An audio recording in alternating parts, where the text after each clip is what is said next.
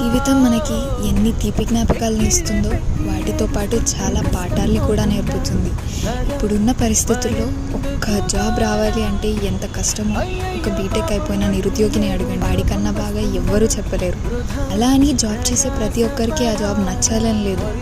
కొంతమంది family pressure వల్ల చేస్తారు, ఇంకొందరు ఏదో ఒక విధంగా డబ్బులు సంపాదించాలి అని చేస్తారు. ఈ చాలీ జీతంతో ఇటు ఫ్యామిలీని బాగా చూసుకోలేక మనము సరిగ్గా బతకలేని మిడిల్ క్లాస్ జీవితాలు. ఆ మాత్రం ఒక చిన్న జాబ్ రావాలి అన్నా కూడా ఎంత కష్టపడాలి అంటే కొన్ని వేల మంది అప్లికేషన్స్ ఇస్తే దాంట్లో 10 మందిని మాత్రమే ఇంటర్వ్యూకి పిలుస్తారు. ఒక యావరేజ్గా చదివే స్టూడెంట్కి అన్ని వేల మందిలో జాబ్ తెచ్చుకోవడం ఎంత కష్టమో కదా. ఈరోజు ఉన్న సిచ్యువేషన్కి జాబ్ రావడం చాలా చాలా చాలా కష్టం. దీంతోపాటు మన చుట్టూ ఉండే వాళ్ళంతా ఏం చేస్తున్నావు అని అడుగుతున్నప్పుడు ఆ బాధ ఎంత ఘోరంగా ఉంటుందో